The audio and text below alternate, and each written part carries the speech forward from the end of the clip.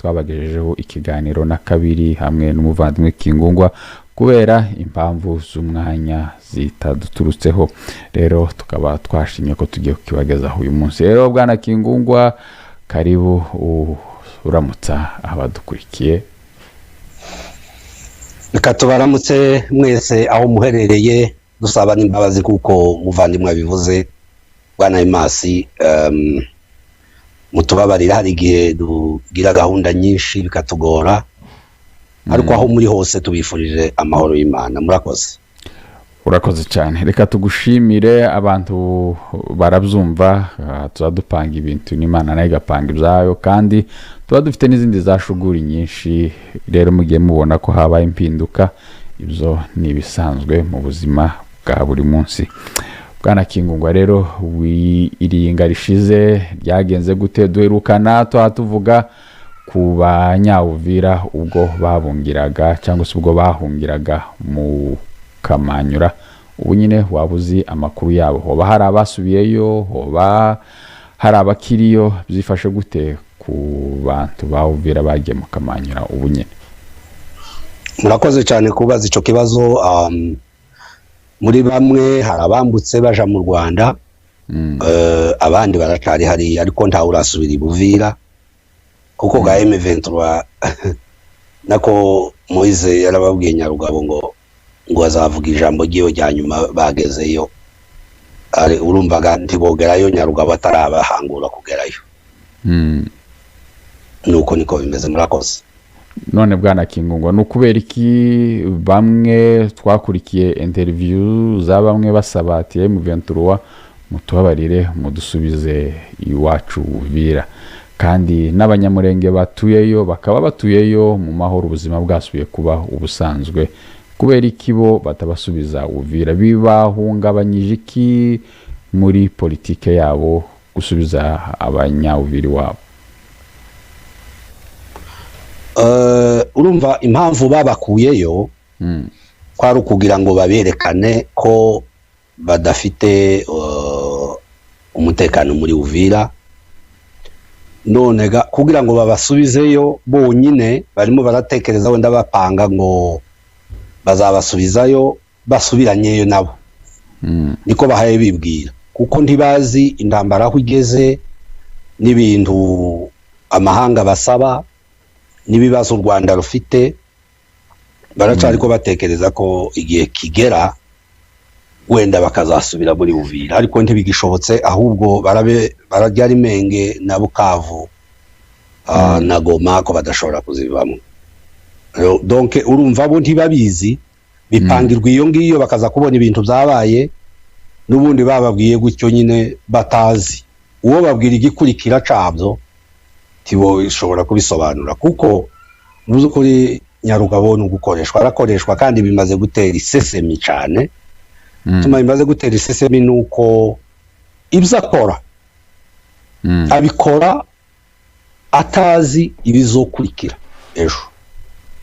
No kuva muri Uvira nitegeko gusa ryababwiye ryavuze ngo ni mubazane, si Nyarugabo zaturutse mu ngwazane bari abantu tiyo bishobora. Uko ugenda urebe intambara uko zatangiye ziriya zose zagiye zibaho, za SNDP za AFDL zake zose ni kuri baza bababwira gusa batazi ikintu, kabandi bose badakurikira amakuru bakababwira gusa ngo turavuze ngo muvaho, bakamasohoka.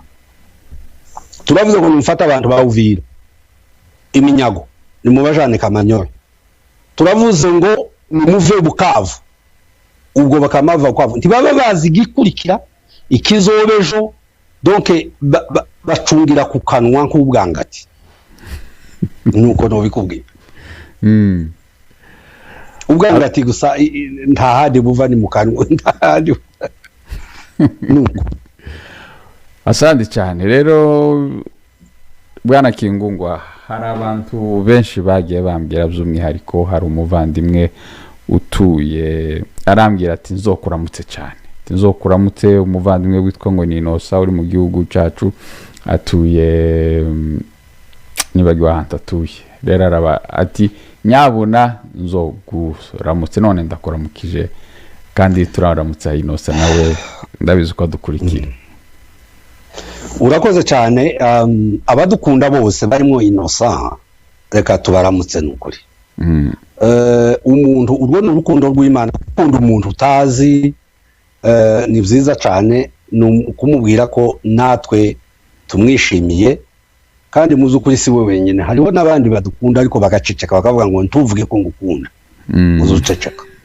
Rero turamuramukije aho ari, y'uwo washoboye kubivuga akavuga n'izina atuye Ituri.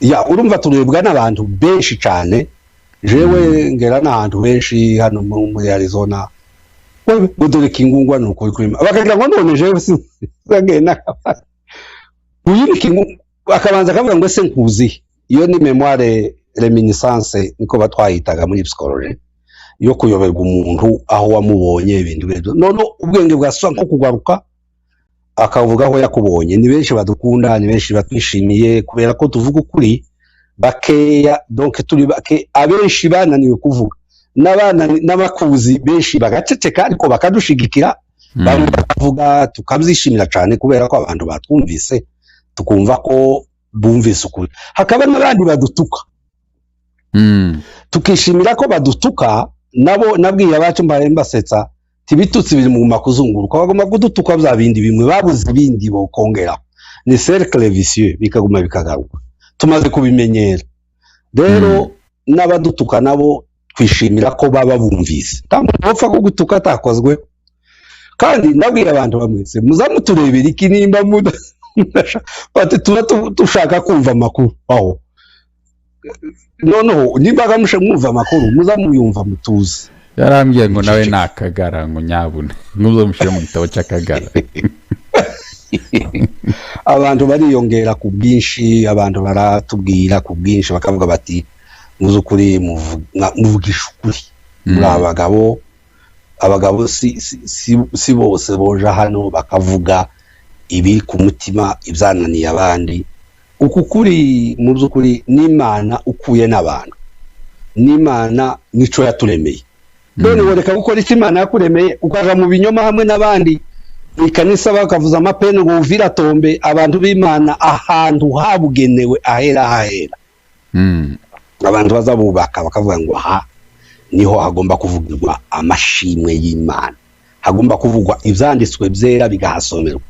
Ariko akamavuga ngo mwako twafashe ngo abantu bashize bapfuye, ngo uvira tombe abantu ngo batanga ifaranga zo kuja kugura intwaro bonyine bikabavamwo, bakaba bazivamwo bakavyivugira bati nizo kugura intwaro mahoro, izi duteranyiriza tukagura imbunda, tukagura amasasu, tukagura ibikoresho, ibirato n'ibindi. Ahantu h'Imana sacré, une place sacrée, secrète, donc heza, sainte, ahantu habugenewe h'Imana havugirwa ijambo ry'Imana. Abakozi b'Imana bakamaja ku karubanda bakavuga ngo twabamaze, twabishe, bakagira strategy, imipango yo guhuriza amafaranga yo gukomeza kwica abantu. Bikoze Imana yo mu ijuru niyo yonyine izabikora. Twebwe twahagazaga mu mwanya wayo tuvugisha ukuri, duse nkaho ducashe ibihaye bikorwa bitari byiza, kandi bijya kujya guca ku ruhande, kujya gukoreshwa umugoma akagukoresha ukamwemerera akica abantu za miliyoni zingana kuriya za Kongo zirenga 10 tugaceceka. Urumva rero twaba dusa n'abashigikiye cya kinyoma, ariko duhagaze turi muri politika ariko Imana iradushigikiye. Ibi tuvuga tubihagazeho n'umutima nama taco duhice. Izo rero bikiza abantu, bifasha abantu. Murakoze. Murakoze cyane. Rero reka tubindi byabivugwa cyane bwana Kingungwa. Nyuma rero iyi minsi twagiye tubona urwandiko rwa ambasaderi w'u Rwanda avuga ati twebwe tufite ubufatanye na M23. Ibintu President Paul Kagame yagiye ahakana cyane ko ntahuriye na M23. Nyuma rero biza gutangaza abantu benshi, biravugwa cyane ku social media. Ibi ngibi rero bisobanuye iki muri politike Kingungu? Urakoze cyane, bisobanuye gutsindwa. Bagaze n'abantu batsindwa imvugura, bagatsindwa bataburanye byibuze, reka tuvuge gutyo mu gifaransa ciza abiza amategeko bazabita ngo donc ni par défaut. Gutsindwa utaburanye donc reba nkubwire, batsinzwe kabiri. Bari basanzwe baratsinzwe muri diplomasi, nubwo ivyo bitari bihari zuko biyemerera ko bafatikanyije na M23. Donc bari basanzwe baratsinzwe. Uribuka Kagame, ndayibuka umunyamakuru wa Amerika, ndatekereza ko ari CNN wamubaje, niba atari Al Jazeera, CNN, aramubaza ngo bwana perezida, guhera ubu nyine tuvugana hari ingabo zawe ziri muri Congo? Yamavuga ngo I don't know. You are the commander in chief, ni wewe ukuriye ingabo zose z'igihugu, ni gute utobimenya? Ngo hariho ibintu bimwe ngo ntazamenya. Kuvuga no kubesha kumugaragara. Ejo bundi urwandiko rw'amapaje ndatekereza ko ari 4 cyangwa 5 rwuriya mu ambasaderi nyine w'u Rwanda muri hano muri Amerika, yandika urwandiko hagati ashiramwo ko bafatanya na M23. Uravuga iyi contradiction y'igihugu cyabesha amahanga ku mugaragaro, none bonyine bivuyemo barabivuze. Why?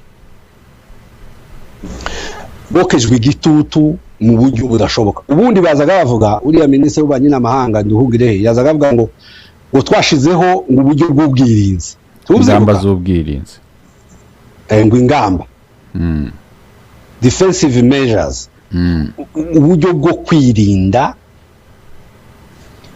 donc kugira ngo tudaterwa. None bonyine babazivamo bonyine hejuru y'icyo gitutu bari bafite kandi gikomeye giteye ubwoba, bari batsinzwe, n'ubundi batsinzwe bageze ahantu hari imuka. None bonyine basuye kuzana indi giringo ibatsindisha cyane, ibyo ibihinyura ibyo Kagame yavuze. Bamwe kavuga ngo uyu mugore ngo gushiramwe turiya tuntu u Rwanda ntigwarira umushidikiye. Kagame ntarabivugaga ngo abyemere, ibinyoma yabeshe byose ngo abyisigure. Hari igihe bomuterura nawe nkantubuze, reka tubaze tubyihorere tube tubicumbitse ku ruhande. Noneho ntarabivuga, ariko wabivuze nanga asimbiraho. Donc ambasaderi w'u Rwanda yavuze nanga nawe yama aturika. Nanga ngo aturike ngo avuge, uzi ukuntu bamubwiye nanga, baramubwira ngo none iwe imbere ataragira arabanza aravuga ngo turakolabora na leta y'u Rwanda koko, uko babivuze niko. Ati tugakolabora. Est-ce que collaborer voudrait-il dire soutenir? Non. Est-ce que nous collaborons avec les Rwandais? Je confirme ici que nous collaborons et que nous ne collaborons pas seulement avec les Rwandais. Nous collaborons aussi avec l'Ouganda. Tenez, je te donne quelques faits. Nous avons effectivement un intérêt commun avec les Rwandais sur la question sécuritaire touchant la présence des FDLR. Les FDLR, c'est une force dont la mission est d'aller déstabiliser le pouvoir à Kigali. Et ils sont au Congo. Et en étant au Congo, ils tuent nos populations. Ils créent de l'insécurité au Congo. c'est un intérêt commun.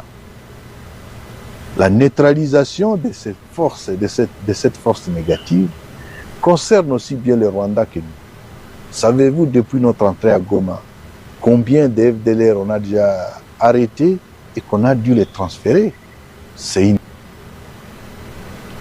Bwana Kingungu ati turakorana ndetse si bo bonyine dukorana n'u Rwanda kuko ari inyungu dufite duhuriyeho nabo. Bwana Kingungu ibi ngibi kubera iki babivuze ubu nyine mbere hose barabihakanaga? no gukomeza gutsinda kwitsinda. Ndashaka kubwira ntaragera ku ijambo rya nanga ko nyine naryo yarivuzemo, avuga tuzi ko avuzemo na Uganda. Uganda deja yahakanye. Yahakanye. Uganda yahakanye. Ariko yahakanye. Uganda yahakanye. Donc aravuze ngo nous collaborons avec le Rwanda et l'Uganda. Wibuke ko Uganda bwahakanye. Bwatanze icyo kintu. U Rwanda goce raceceka. Ruzarubesha. Iriya ni leta y'ikinyoma bigaragara byumvikana no mu binyamakuru, no iyo Kagame abazwa hariya n'umunyakinyoma kigaragara cyumvikana. Nanga nawe avuze ijambo ngo barakolabora, ngo gukolabora, ngo na soutenir, ngo biratandukanye, ngo kuvugana nabo ngo no gufasha, ngo biratandukanye. Tekere gukolabora si ukuvugana, ya gukolabora ni nko kujana, donc kuba bafitanye isano, amasano. Kandi yamavuga ikintu kigaragara ko ari ikinyoma, kuko avuze ngo FDLR. Iyo utanze kera FDLR ni atanga ikindi kintu kitari FDLR, kuko FDLR u Rwanda nicyo cyerekana nyine ko igituma ruri muri Kongo kubera FDLR, niko ruzaruvuga. None ruriyoga ubwo karagerageza kuyakanira agahomera yongeye, donc akagerageza, ariko ntibizoshoboka. Ukuntu bitoshoboka ni uku nguku. Kera u Rwanda rwarabesha inshuro nyinshi, rurabesha amahanga akarufata, rwaza barunabesha amahanga atararufasha. Wowe ufata umuntu kuri kamera, kuri satellite, ni kamera satellite, urumva ni kamera nyine z'indege za satellite. Zabafashe inshuro nyinshi bari muri Kongo, kandi bagashaka ngo babyiyemerere bonyine, babageraho bakabihakana ngo n'uburyo bw'ubwirinzi. Donc bakanga amahanga agashaka ngo babyiyemerere kuko babizi ko babikora, ariko bagashaka ngo babyiyemerere gusa bonyine kandi babizi. Wumve ikintu wumve uko uzugira umuntu azagurisha kwa kwanga ukamuhisha kubizi. Bari babizi, amahanga yarasanzwe babizi ko bariyo, kandi akababaza ikibazo inshuro nyinshi, na Kagame bakamubaza, ubanyamahanga bakamubaza, umuambasaderi w'u Burayi baramuhujije nawe baramubaza, bose barahakana. Bagashanga babyiyemereye kandi bazi ko bariyo, nari maze kubisobanura. Ariko noneho ubu nyine baje kuzemeraga, bahaye batakanagoka. Ikibazo kibariho kibatsikamiye cyane, taco bibafasha ubu nyine. Amahanga se aravuga ngo ubwo bavugishije ukuri, bari bafatiye ibihano, bari bazi ko bariyo, ahubwo ubu nyine hiyongereho n'ikinyoma cyo kubesha, kandi bari basanzwe babizi ko ari byo. None baje kubyemera igihe cyarenze. Sintekereza ko ari ico bivuze. Mbonye ya Uganda has formally denied any official collaboration with exactly M23 movement. Uganda has automatically denied the allegation of Rwanda. Biturutse mu Rwanda nirwo rwaye ushaka kugira ngo byibuse bibihugu bibiri ibi bihuye no kugira ngo nibi bihugu bibiri haraba kubababarira. Nika kwa kundi bahunze mu 2012 13 bahungira mu Rwanda bati mwicemo kabiri bo dutera, bama bicamo kabiri, kandi buryo barabateraga bacamo kabiri. None ubu nyine barashaka kubona ko igitutu kibari hejuru noneho turicaga mwaka tuvuge na Uganda nayo noneho nibamara uburemere ntigutuzaho twenyine uje kuri Uganda natwe bizibuze hari ico bikorohereza zero dore ubugande burahakanye nuko kubwira aho ubugande buhagaze abantu benshi bazaga bibaza ubugande buhagaze Museveni yajuwe role ikomeye cyane kuri ico kintu reke mbibwira batwumve cyane kubera amakuru dukurikirana abantu bakibaza ngo Uganda ngo nayo ngo ugambanira Kongo ngo Uganda na cyeke ntabwo yikoma Uganda no kuri hari impamvu hari aho bahurira bakabivuga hari ibikorwa Museveni akora none ubu nyine yigaretse u Rwanda rutakaye aharwo rwonyine ni Tanzania zaruvugira ifite ingabo hariya ni Burundi rufite ingabo hariya ni Kongo ariyo bahe barwana na Uganda rero uko nugira ngo ikibi kimenywe na bose nkoko ngo yanyoye amazi garamye ngo ikibi kimenywe na bose ariko ikibi kigiye kumenyeka rero ngaha aho ruzingiye nanga kariri rwovuga ngo bamwumve ngo soutenir ngo karaza gusobanura ngo mo soutenir ngo namo ngo donc collaborer ngo dictionnaire ngo kwakora abanyeko ngo bijye cyane ngo biratandukanye no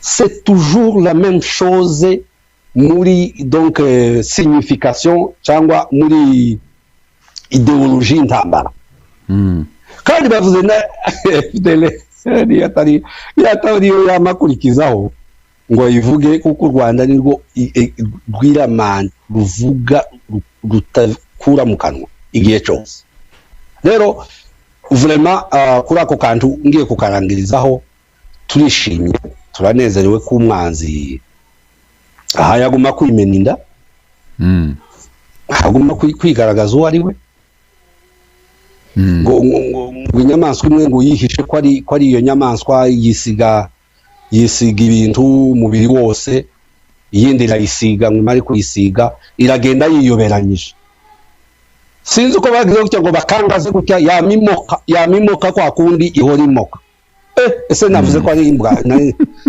nayihishe iyo nyamaswa none ngo bati yarisize impuza amabara n'ayihongo ariko ni ngo yari yaconze n'inzara zihongo irazambara mu kuguru ariko ngo bakangaze gutya iramoka ngo imoke bati kumbe ni yihibuye donc baragerageza babakanze baragerageje kwihisha none babakanze ngo babakange bigaragaza abo baribo bama bivuga bivamwe bonyine isiramenye amahanga arababonye donc ibyo bari bihishemo akantu bari bihishemo karahiye mugari wa mugabo ni wavuze ngo niko kahiye nyine kagahuru neza ikibira cyose cyakongotse murakoze urakoze cyane reka wenda dusimbukire tukiri aho ngaho wenda reka twifashishe uyu mugabo umuvandimwe Ombe Nyamuhombeza. Il est insuffisant d'affirmer que le M23 est un groupe indépendant ou non signataire des accords de Washington lorsqu'il existe un schéma clair de coordination entre Kigali et ce groupe.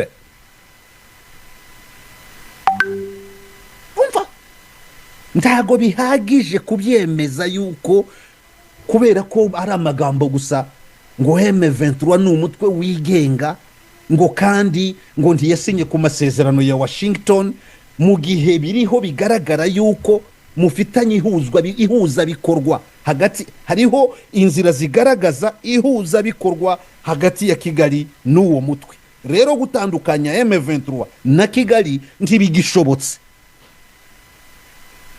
Wow.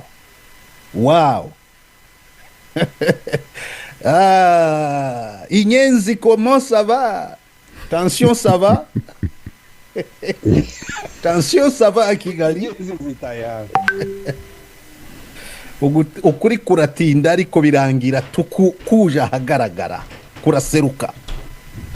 It is insufficient to say that M23 is an independent group or not party to the Washington Accords when there is a clear pattern of coordination by Kigali and the group. Wow. Hari ikindi abantu bagikeneye kumva se, kandi aba barangije bandika urwandiko ndi guhiga ngo rwa recommandation bahaye administration ya Trump nk'aba senators cyangwa se aba congressmen and women basaba Trump.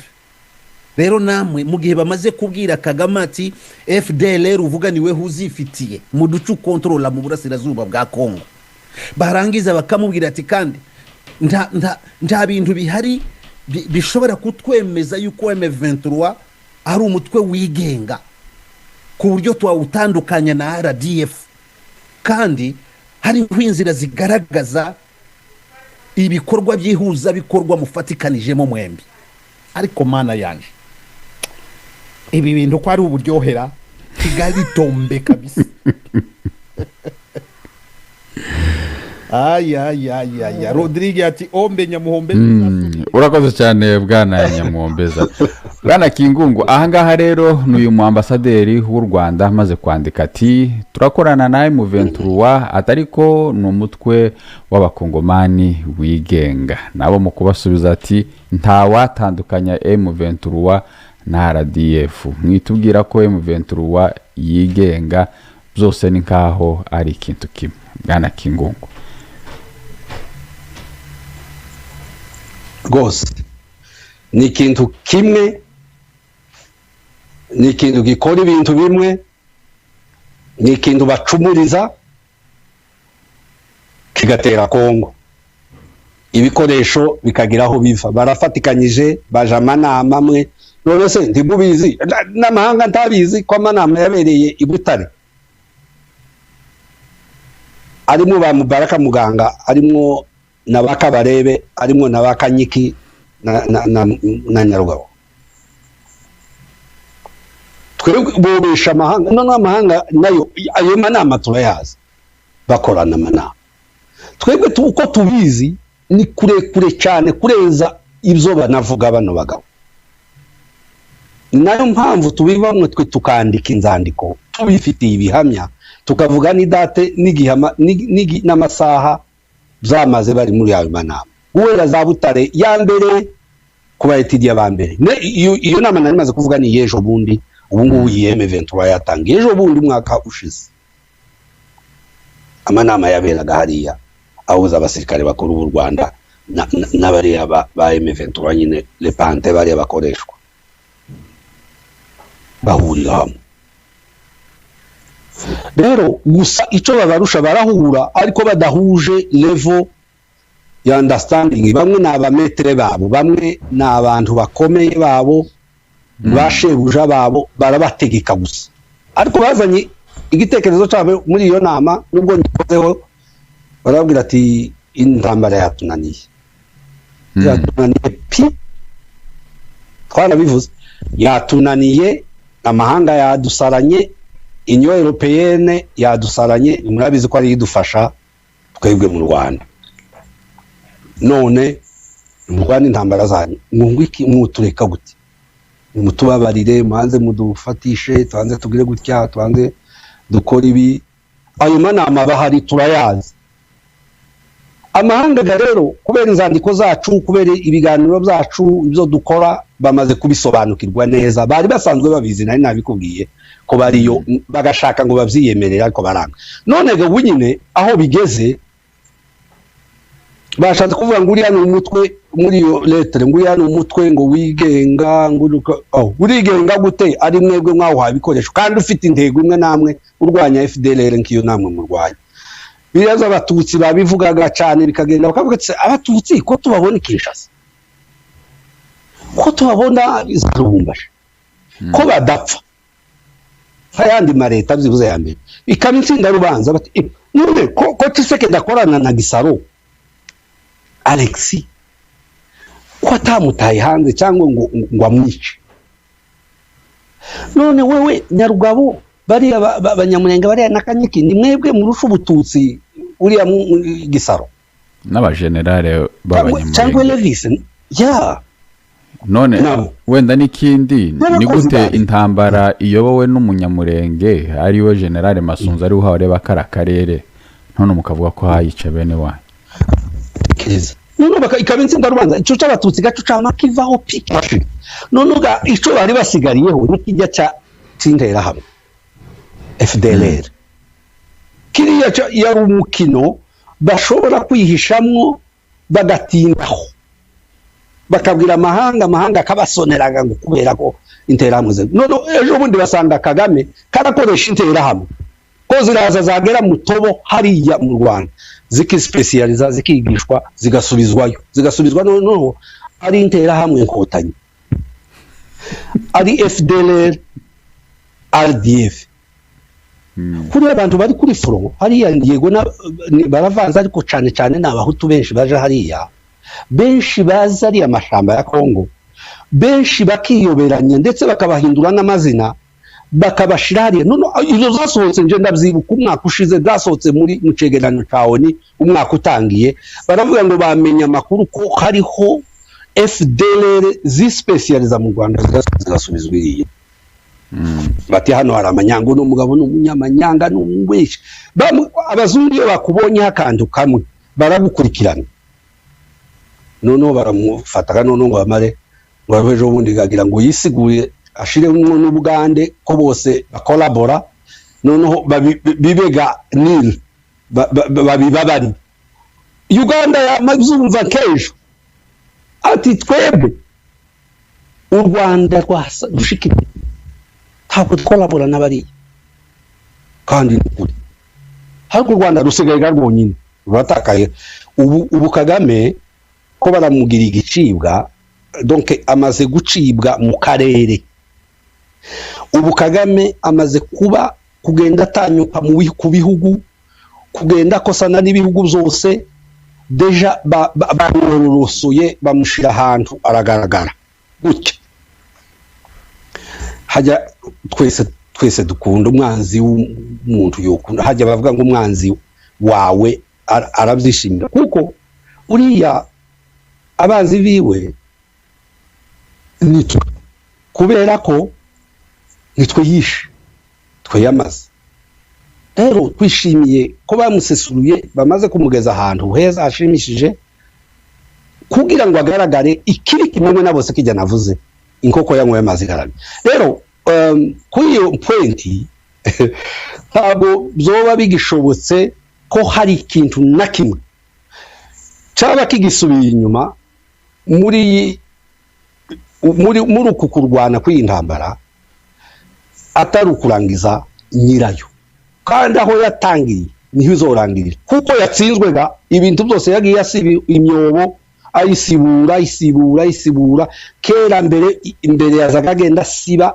yari n'umugabo kera ukina zikubesha akabesha kandi wa wundi yabona hari akantu gatoya umuntu umwazi reka nkwibutse inkuru imwe wenda ariyo ndangirizaho umugabo umwe witwa ngo ni sendibuka izina ryiwe Kisasu Nindaga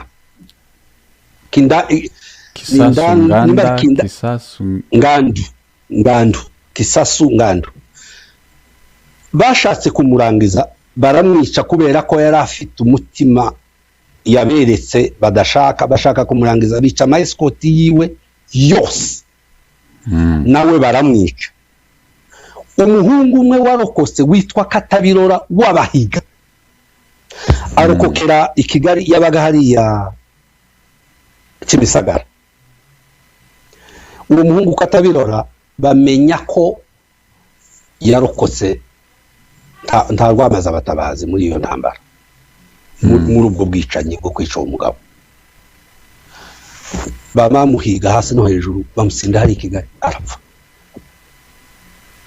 umuhungu w'Abahiga witwa Katabirora abantu bose bamuzi baramuzi kugira ngo bama bakura wa muzi ujya muzi buriya mugabo uriya Nindanga bama bamurangiriza iyo ngiyo tihagire n'uzovuga amakuru ariko yapfuye yaravuze amakuru hari n'abandi babwitinesi nzukuye hariya baravuze amakuru hari ibintu bimwe twapfushije abantu benshi muri ibi bintu baba babonye fununu ya gatoya bamenye ko hari niyo myobo yagiye asiba mbere yaragikomeye yarakigize gutagenda besha agasiba imyobo akagira gute none ngo buce ya myobo igenda igaragara ubu noneho ya myobo yiwe ibikorwa by'umuntu kujya bazavuga ngo umuntu apfuye ngo azajana n'imirimo ye ubu nyine hasigaye Kagame n'imirimo yiwe mu mahanga ihaye imwerekana uko ateye n'imyobo yimze yimbiye abanyekongo n'abari abanyarugabo bagihaye bakora bavuga barazangana babwirwa ngo kora ikigira gutya nabo bari kumwe na kazampinja ndagira ngo umuntu wicanye ngo akica impinja ngo azamaze azifite mu kiganza igihe cy'imperuka uko niko bimereye uriya mugabo kugeza ubu nyine kugira aho yemera yarahakanye akamakana radio zikomeye ziriya ngo ngari turupe yawe iri muri Kongo kugeza ubu nyine uyu munsi tuvugane zitariki tuvugana ngo no ngo I don't know simbizi none ubu nyine batangiye kwivamwe wonyine ngo turupe ngo inyango turakorabora ngo tugize kandi basanzwe babizi biriya bintu bigiye gukora huriya mugabo igipfa kiburiwe n'impongo murakoze n'ihongo iwacu twahitaga ihongo ariko n'umugari w'abanyarwanda ico gituma nyese impongo urakoze cyane hanyuma rero mu bigaragara amahanga rukuntu nayo ahayagenda asa nari ku ruhande rwa Kongo cyane kurusha wenda ku ruhande rwa M23 cyangwa se rw'u Rwanda wenda twifashe n'uyu mumama. The Congolese have not seen peace. They've only seen escalation over the past year, and they don't have time to wait. We need immediate action to hold the M23 and Rwanda accountable for their occupation in the DRC and latest offensive in Uvira. We need immediate action to get the peace process back on track. And we need the administration to invest in its own institutions and tools so this process is successful. The Congolese people have endured violence, exploitation, and promises of peace for long enough. It is cruel to call the war in DRC over while the M23 was executing people over the holidays. It is time for the United States, along with the international community, to recommit to this peace process and demonstrate seriousness about holding spoilers to peace accountable. I also want to be clear that since December 4th, unfortunately, we have seen violence in eastern DRC intensify.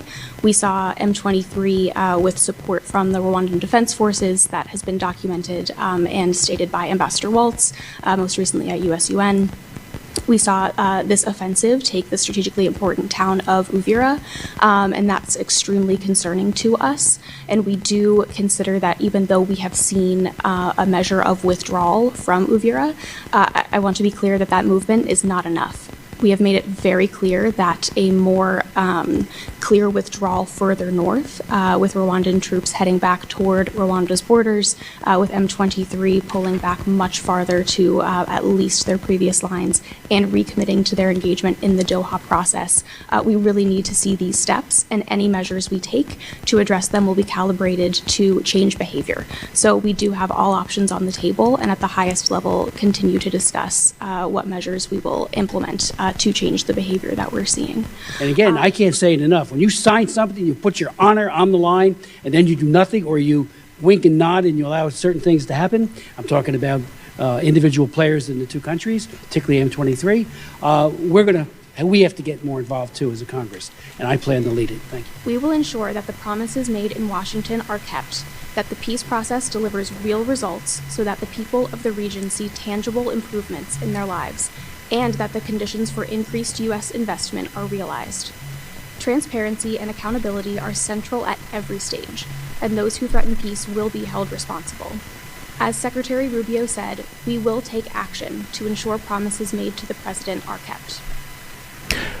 Bwana Kingungu, urebye urumva amahanga yose ntari kwamagana M23 ahubwo ko baramagana M23 n'u Rwanda ati ni byiza ko basubira inyuma ati ntibihagije ndetse bagakurikiza processes ya Doha nibiki rero biri muri process ya Doha amahanga habwira M23 ko bagomba gukurikiza byanga byakunda iyi ntambara muri diplomasi ho ihagaze gute Bwana Kingungu? aba bagore n'uwo mugabo bavuze neza cyane kubera ko basobanuye ibintu bimwe na bimwe. Baravuze ngo abanyekongo barize igihe kirekire, imyaka 30 yose, imyaka 30 yose barizwa n'ibibazo bya M23 n'u Rwanda. U Rwanda rukwiye kuba accountable, rugomba kubiryozwa byanze bikunze ibi bikorwa bahaye bakora bica abanyekongo. Ibihumbi byapfuye muri Goma 9 hafi 10, muri Uvira nako muri Bukavu nuko na Uvira. Bagomba kuva Uvira, kandi kuva Uvira ntabwo bihagije, bagomba kuva aho hose bafashe. Abagore b'Abanyamurenge hari umwe wambwiye ngo intambara itarimo abagore ngo ntimuzoyishobora. Ndamubwira ngo dufite abagore badushigikiye muri intambara y'Akagara. Barahari benshi ngo intambara iko none abagore b'abazungu nibo bahari badushigikira.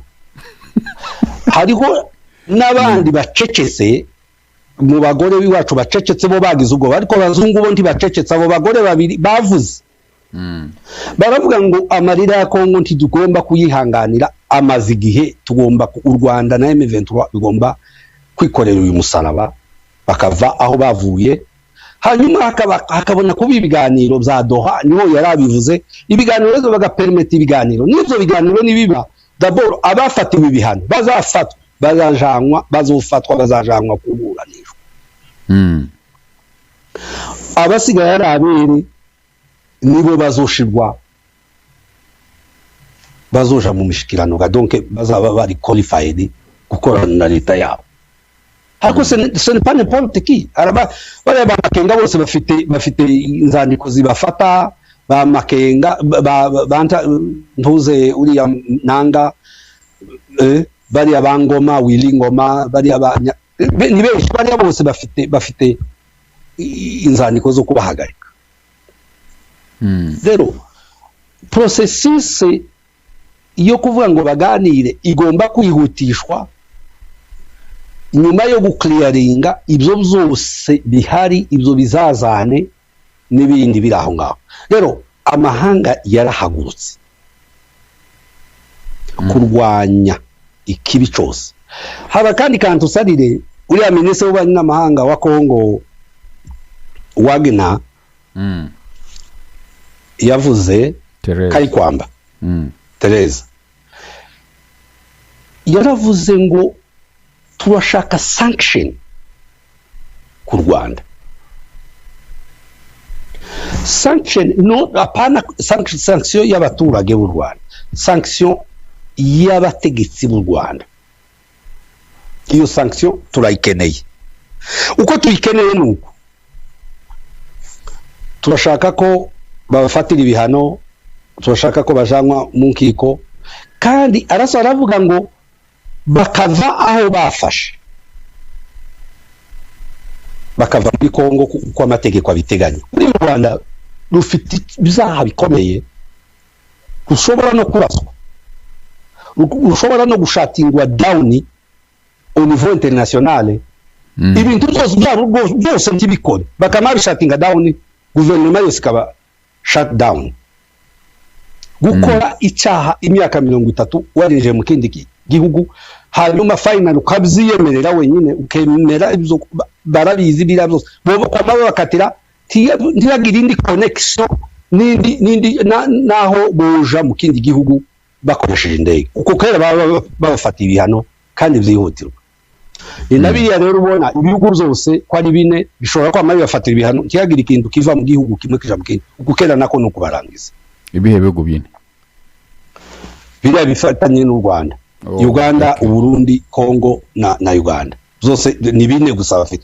Kongo ifite ibihugu 9 bizungurutse, naho Rwanda ni bine gusa. Donc biriya bihugu bo bikoresha, kandi ni nabyo niko bizogenda. Nafsisi yarabivuze, uriya mugabo w'ibwami yari umupasiteri, yarabwiye ngo umw'abanyarwanda muzohungira. Burundi bwo mipaka wo urafunze, gwasigaye birafunze. Wa Uganda wonti wari wafunze, uwa Tanzania sejo bundi kera abasirikare babo bari hera muri Kongo baraje twarabivuze ejo bundi Kongo nibo bafitanye ikibazo urumva rero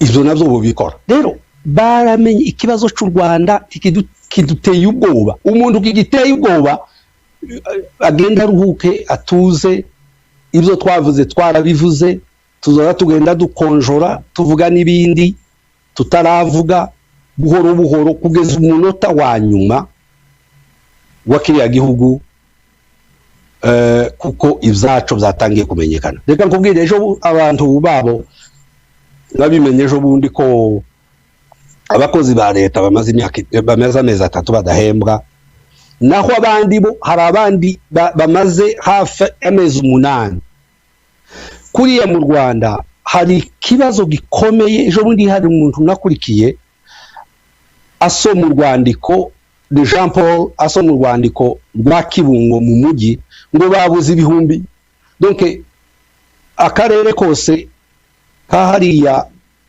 Ikibungo mu mujyi ngo babuze ibihumbi 80 by'amanyarwanda idolari bari bifashishe ngo idolari 55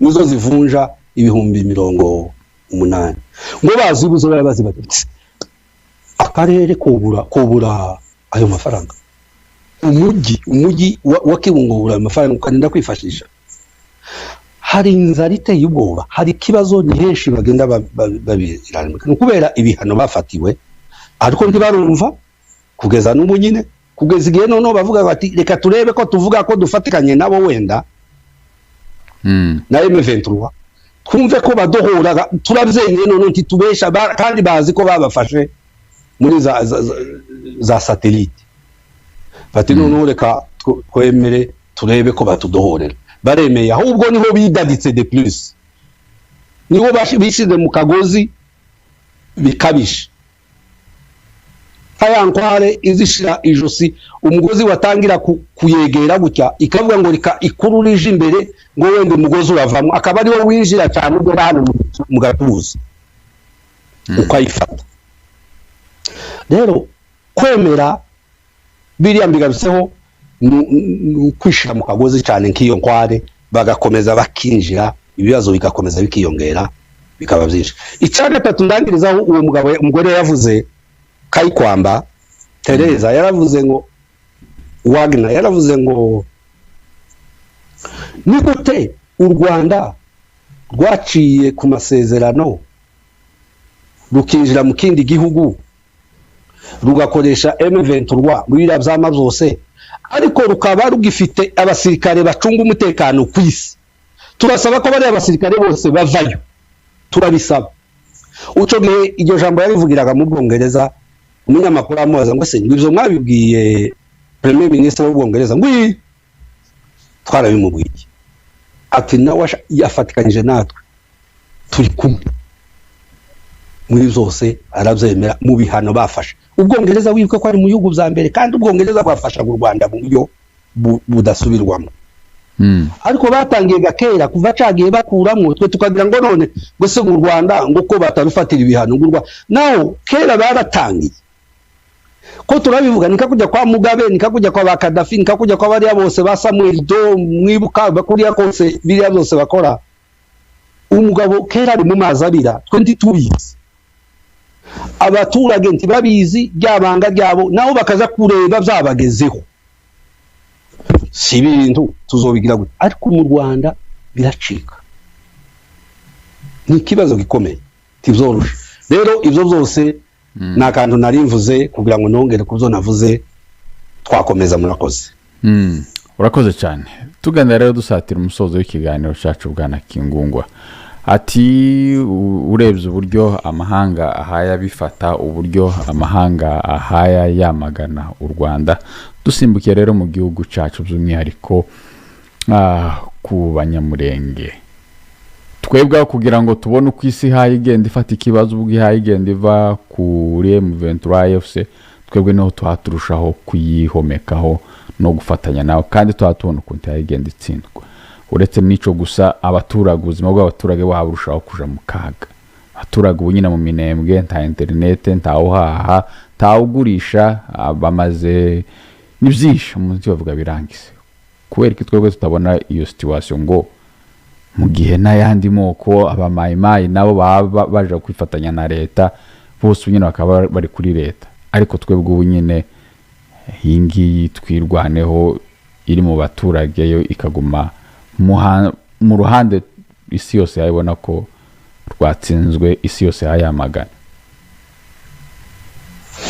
Urakoze cyane aho ngaho we ntaje kuhibagirwa hari genza mvuga byinshi bigatuma nibagirwa ibya mbere nari ntangiriyeho cyangwa warumbajije Sematama yakoze ikintu gikomeye cyane reka nampahera aho ngaho noneho nje kuvugira n'ibindi inyuma yakoze ikintu gikomeye mu gutangaza ko yiyunze na AFC M23 hari ariho habaye shit y'ikibazo cyatwirwaneho yari abaturage twese tubiza abaturage babizi nubwo yagiyemo abasirikare Sematama nyine bari bose bari barimo ari amakoloneli yose wenda byo kumvikanye byibuze nubwo twari twabinenze twavuga ngo no twirwaneho ni igomba kubi abaturage n'ahandi hose twirwaneho ni abaturage ariko mwongeye icyaha ku kindi uratangaje uravuze ngo noneho mwiyuze na M23 mubaye umutwe witwaje ntwara okay nubundi twari tuzi ko ari wo bihuye na biriya by'u Rwanda nubundi twari tuzi ko muri yo ariko noneho murabyiyemereye icyo cyambere bakoze nuko bahise bayigira parti politique nicoga sico cyambere kwa kuzana daboro abasirikare bakabashira muri twirwaneho nico cyambere twatumvise twanavuze ati twirwaneho twifasha abaturage twuzemera kuko ari abaturage birwana hose barahama abaturage birwana ariko mubazanyemo abasirikare ico ni point ya mbere ya kabiri yakurikiyeho nuko makanika amaze gupfa ubwo Sematama yamatangaza ngo tugiye kurwanya leta makanika yaratarabivuga ngo arwanya leta yazaga avuga ngo ari rwanaho kandi agakorabora na leta sinigeze kubwira umunsi umwe ko makanika yaganiraga na Masunzu narabikubwiye narabikubwiye njewe hano mu kiganiro ndabyibutse rero baraganiraga ndetse akabigiye kimwe bakavuga ati wewe ngwino yazaga mwinginga Masunzu kibabanaga na FARDC mu minembwe kibabanaga mu muhanda mu minembwe bose barabanaga kabona abatura wirwana ya birumvi byarumvikana ariko bwaje gusemuzwa kuri level ya kabiri bivuga ko noneho baba biyuze n'icama leta yashize muri parlement des chambres zikabyigaho zikavuga ngo aba nabanzi aba nabateroriste b'igihugu tubarwanya noneho babandi ba leta yemeye a 100% ko bagomba kurwanwa yamavuga ngo yiyunze nabo okay aho yaratubiye cyane n'ubwo kibazo kuva icogega bakura leta hari n'umunyu umusaraba w'umunyu watangiriye n'isukari n'isabune n'imiti yibanze umuntu yarwaye zamabishati ngadawe niwo byatangiriye inkomere zazaga zivurwa na leta bamara kurwana bucya leta ikamifata indege ya leta ikaba yuzuza inkomere Bukavu kandi bavuye kurwana nabo kurumva icyo kintu ariko u Rwanda rubakoresha bazaga barasa igihe cy'abacengezi nako hari ya Gisenyi na Ruhengeri bakama batema intoki bagatema amazu bakayatwika uwo basanze wese bakamwica agapfa leta y'u Rwanda iyo ibakoresha yo ariko leta ya Kongo yacu yo igafata inkomeri bavuye kurwanana nabo bakabajana none ngo bamarega makanika apfuye Sematama yamayirukanaga leta wirukane leta umusaruro uratangira nizo nanivuze w'umunyu ibintu by'ibanze biratangira bitangiye iby'ibanze biraje gano batangiye kuyirwanyaga leta itangiye nayo kubuherezaga wumve abanyarwanda bo batwitse intoki batema batwika amazu intoki barazitema abantu bose basanze barabica gihe cy'abacengezi ariko bo bakumva ko boguma kuba nk'abapasiteri reka mvuge gutyo nibo bibungenga cyane baba abantu bari aho ngo leta ireke kubarasa kandi bagakora ikintu kimwe kitigeze gikorwaho n'izindi nyeshamba zose bamara kubarasa bakirukankira mwabanyine wari wumva umuntu uwaye urwanya na leta yayimushakisha akirukankira mwanyina ni ukuvuga ngo ngaho mwice na mama mu mpande je nzabyita ngo impande z'abaye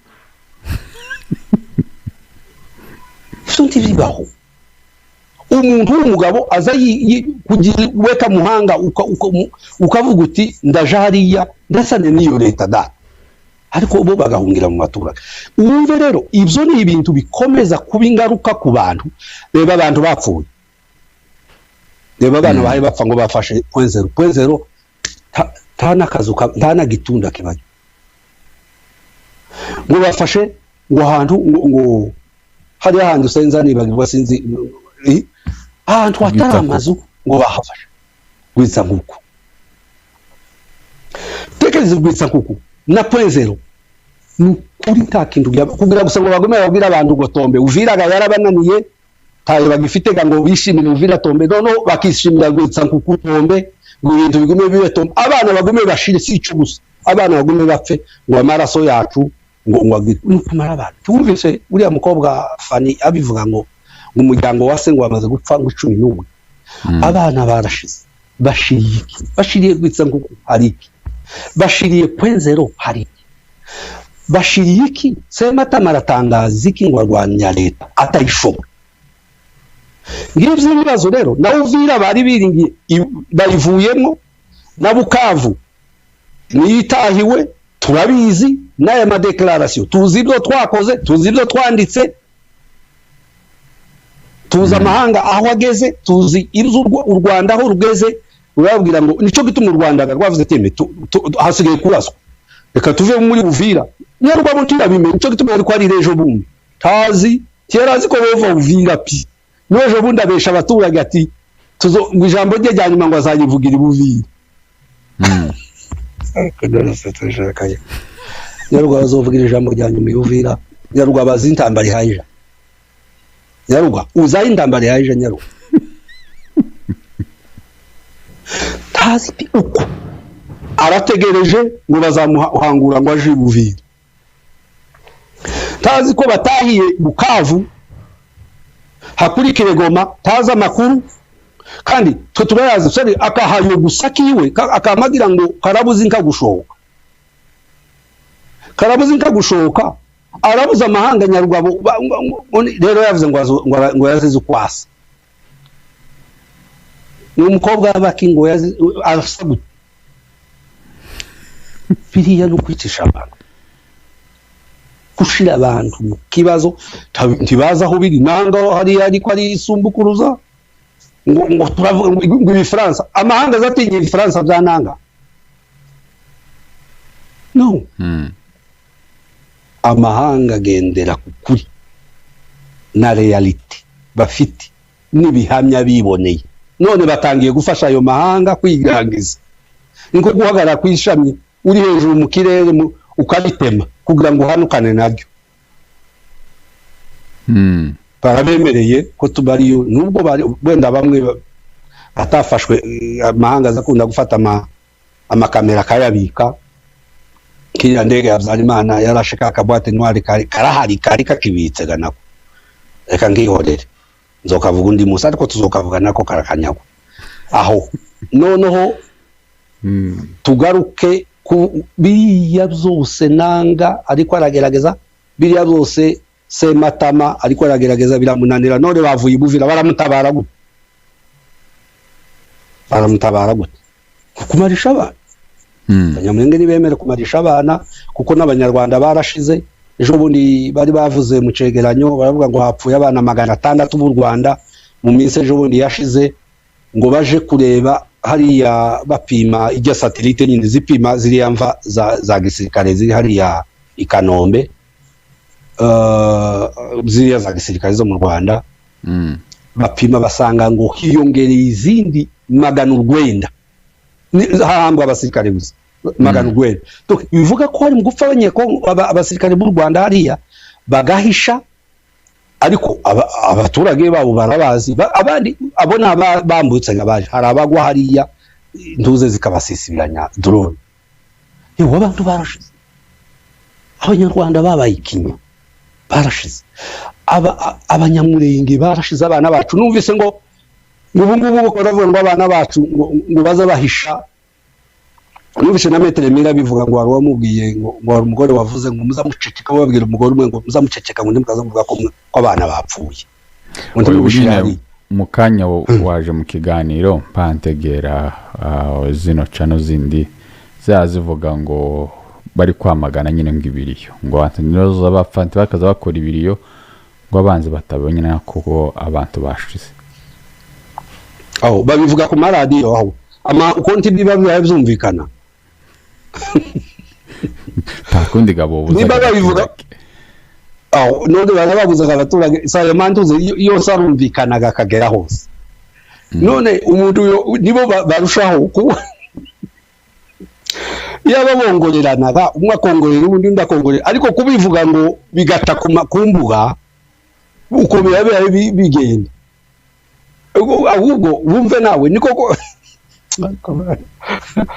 ngabijya kandi by'amahoro bireze bonyine nubwo baje kubivuga kwa rubanda kandi uriya mukobwa yanti yabivuze ngo bazagura amasasu ngo bakagura n'imbunda bonyine bikabavamo n'ibyo ngibyo zo kuvuga ngo bapfushe uko hari umunyamurenge wohisha ubundi ngo yapfushe tuza tubimenya turi ku rwamba mbere yabo batarabimenya kubera ko dufite abantu bacu batubwira hari tukabimenya tuba tubizi nta munyamurenge wohisha ubundi wapfuye mes frères murekera aho ngaho kugenda kuba abantu basa nkaho mutize kandi mwaragiye ku ntebe y'ishuri nutaragiye ni gute wohisha mugenzi wawe muri kumwe ukamwisha ko uzamupfundegeza intumbi nabonye n'igihe cy'uyu mugabo chef wa BAD babujije abantu gukora ibiriyo hano muri Amerika babuza abantu gukora ibiriyo ngo kubera ko aribo bamwici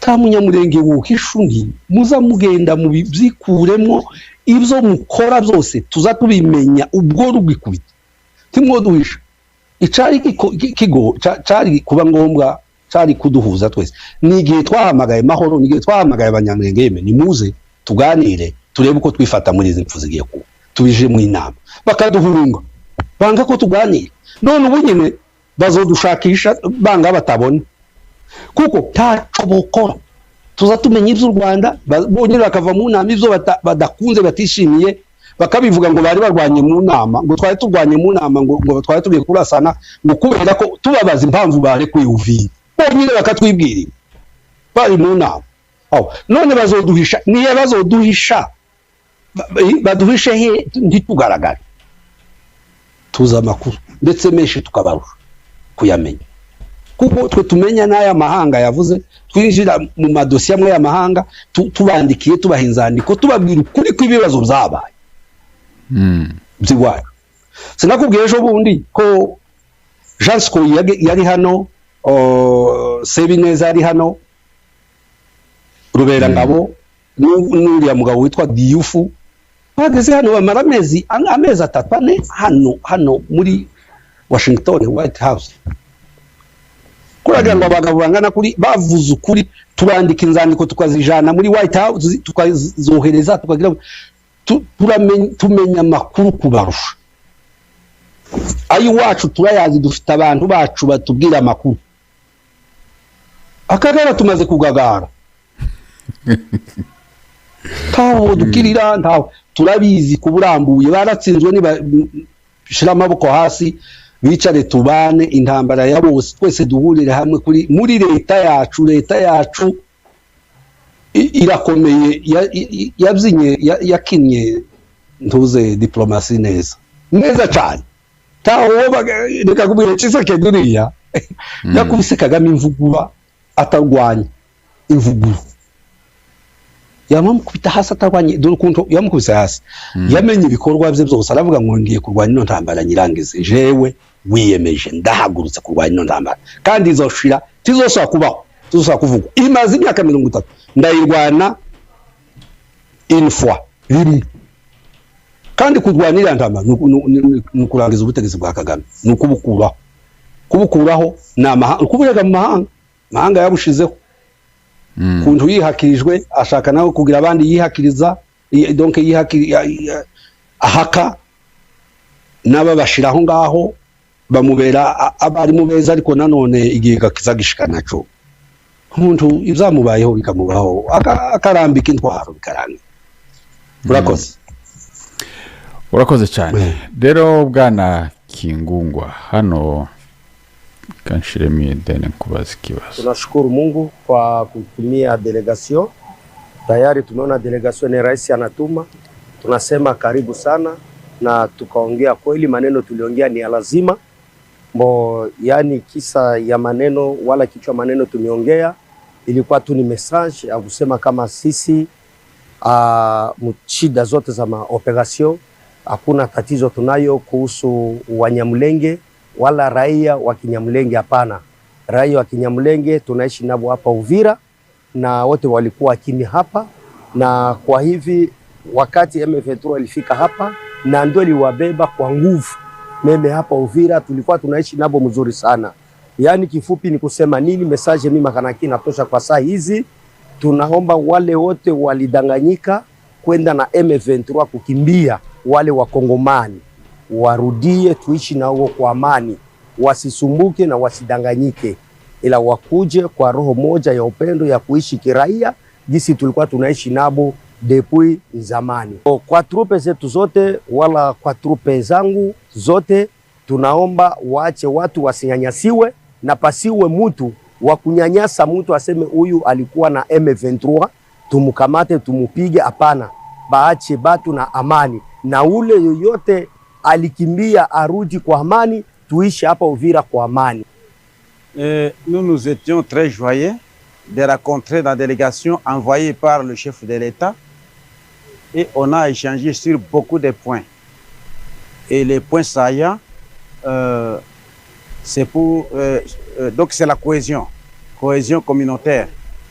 Donc toutes les communautés doivent cohabiter.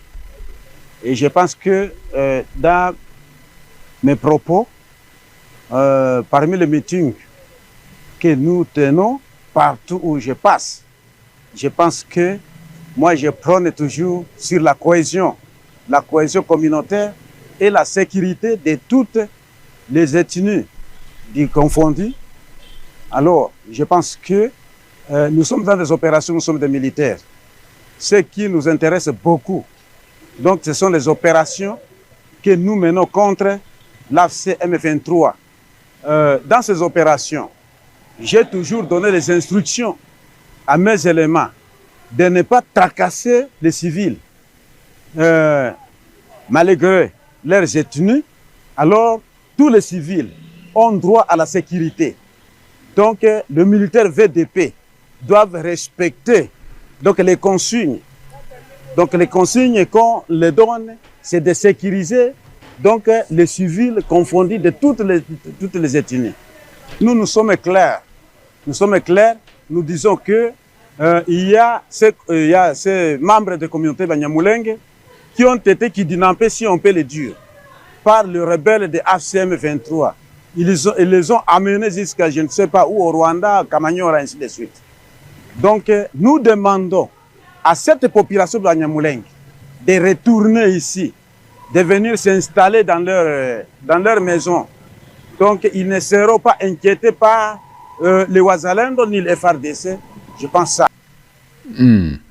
Bwana Kingungwa, nyuma rero ya diplomasi yo mu mahanga urabona ko twagiye dukorana ibiganiro cyane namwe cyane muvuga ko uyu Yakutumba ari we wari ufite wakoranaga na Mayimayi mu kwirukana abanyamurenge. Ubu nyine bikaba bitangaje havuga ati abo banyamurenge bashimuswe na AFC turabasaba ko bagaruka mu gihugu. Bwana Kingungwa, nyuma rero niko Perezida kohereza umuvugizi wa leta ariwe umunyamurenge Bwana Kongoro. Ubona rero umujanama ubona rero diplomasi biragaragara ko bayitsinze noneho ubu nyine mu gihugu urabona rero mu gihugu biha bigenda gute mu buryo bwo kumva ko abantu bagomba kubana uru ruhande rwo mu gihugu urwo rwifashe gute ubu nyine mu kugerageza guhuza amoko yose? Urakoze cyane. Amoko cyane ahuzwa ni nuko hayabona ibintu bimeze.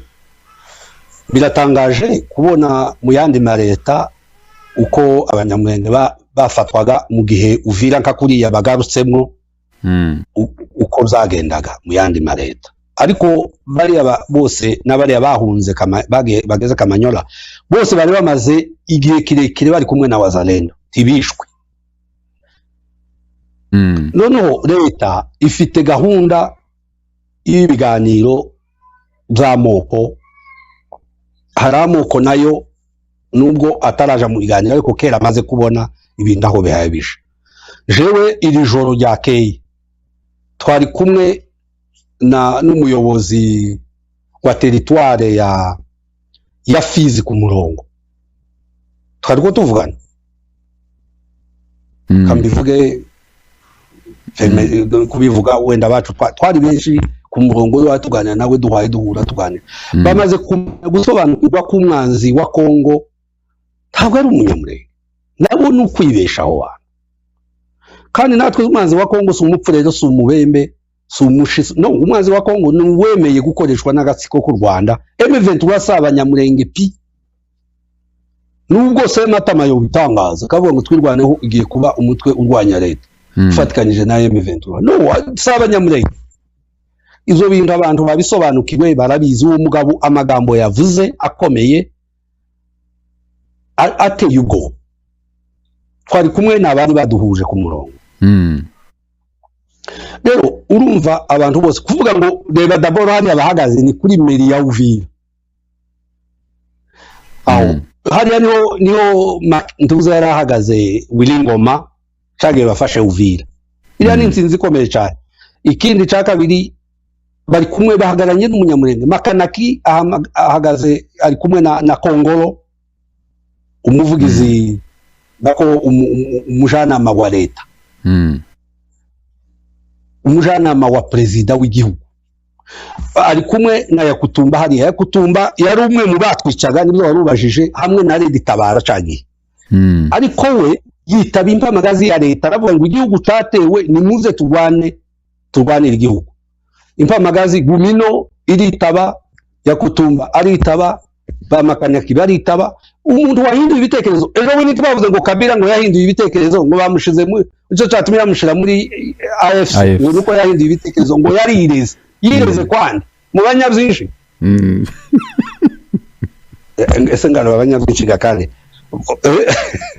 aho yireze aho bari yabo baravuze barahagutse baravuze ntitumva Kabila agira icyavuga ariko baramuzanye baramwiyegereza kandi nagahoma mu. Hari umuntu wavuze yigeze kukohereza aravuga ngo yeme ngo abenge ngo nukuri bazopa ngo nukuvuga ngo bazanye wabishe bamushize mu cama cabo. Aho nukuvuga ngo nibakuraho Tshisekedi nawe azabashuka barwanyi bababwiyeho ati abantu bazabahora muri ati abantu batazi politike. Undi aramaza se none iyi politike woyikina hatu wayikina nyine ku bantu batazi ibyo baye bakora nakandi wenda gutatuzo ati abantu basa n'abagurikije ubwenge bwabo. Ati Imana hari ibyo yatwimye atariko Imana yitanga ubwenge ariko abantu bakabukoresha nabi. Abantu twazanye ubwenge turabugurisha tubuheza abandi bari bo babutubikira, abari bo dukoresha tugendera mu kigari, tugendera mu kuboko kwabo, mu gitsure cyabo. Izo bintu ntabwo ari byo. Ariko abanyekongo ko barahindura. Ubu bahinduye, leta yacu yahinduye imvugo kurusha ari amaleta yombi yavuyeho. None ubwo yahinduye imvugo n'abaturage ko barahindura imvugo. Ibyo byose n'amahanga yadufashije kurwana ino ntambara yahinduye imvugo. None duhashe umwanzi tumurangize uko ameze kose nawe azorangira kandi nawe azababara kuko twababaye. Hasigaye ndumva n'ukuri ibintu byose abantu bacu hasigaye twebwe gusiriya ruguru twirwaneho turashaka ukuntu nayo yohinduka. Izohinduka kubw'ineza cyangwa kubw'inabi kuko nidahinduka kubw'ineza ngo bumve ibyo abandi barimo basubire kuri iya bavuze ngo bararwanya leta kandi leta yaye irwanya babandi kabasubizayo itanababwiye ko bagiye kuvayo barababaye cyane kuntu bavuye Uvira bahafashe none mwarwaniraga iki muzi ko mutazohaguma mwafatiye iki mutudodesha muzi ko mutazohaguma nakanyunyuzwa se umuntu ahendesha umwana tibari babizi wenda nibatagaruka ngo bwa buhanuzi bushike bwo kuvuga ngo tuzorwanyire ya leta y'u Rwanda twifatikanije na leta y'u Burundi bwaye bushika kandi baravuze ngo ni muri plane iriya plane ko ndabona keraga bafashe Uvira tahandi bazorwanira ni muri plane kandi ni mara yambuke ni yambukaga hanyuma ije aho yatangiriye byo turabishima cyane ariko abantu bacu barakwiriye guhinduka bari twirwaneho bakigarura muzo bavuze nono tukabana tukegerana tukabumwe hariya niho tuzobera umwe twese nitubumwe tugakorana na leta yacu izodufasha mu umwanzi wese tuzomurwanya kandi na leta yacu idutegeye amaboko mu zukuri gusa bamwe barayanga gusa ngo uyobowe ngo n'umuntu w'amajigo ico gusa tekereza uko ngo umuntu igihagararo kandi twarasomye biya tuyisobanukiwe umuntu usigihagararo umuntu ni kimurimwo umuntu uwo musa gusa umuntu nufite yogufasha abe nta kitogufasha nta muntu utogufasha uwo ari we wese rero duhagarare twemye tuve mu binyoma nka biriya bya Nyarugabo silver akwazi gukoreshwa n'umuhanga nabonye bamuhaye igikombe ejo bundi ngo cyo gukoreshwa ngo n'umuhanga ngo doktora yo gukoreshwa murakoze reka ndekera aho ngaho asante cyane bwana Kingugo reka tugushimire cyane reka dusoze ikiganiro cyacu kubera impamvu z'umwanya rero ntitwokureka tugwaye umwanya haba arico tutakubajije haba arico wifuza kugeza ku badukurikiye umwanya no wawe bwana Kingugo dusoze abantu nibareke gutukana bazaganira pointi baganire neza ariko bimeze neza ko ndabona bamwe barabanzi bacu hano muri Arizona simpaye menye impamvu ko baratwegera hari umwe n'ukuri nabyumva ntagire ngo nukundi wenda arazotwumva bazabakurikira cyane yamyenegera ku rusengero arambwira ngo nkeneye no kukuganiriza yo byagenze gute ko duhora dutuka ahantu hose duhuriye nuko amantuka tugasa n'abatukanye akanshira ku ntuze kuri statizi wakagira no yamambwira ati no kongwe no ubuhoro azonyu n'ubuhoro ati n'ubuhoro ndagushaka ko tuganira niki no ngera ndabwese uyu muntu ashaka se ko mbiyungamwo uko ndakirije kazoreka ndake ashaka ko mbiyungamwo ko noneho yaje kandi uko muzi karakteri ziwe si umuntu witonze n'umuntu uzurakara vuba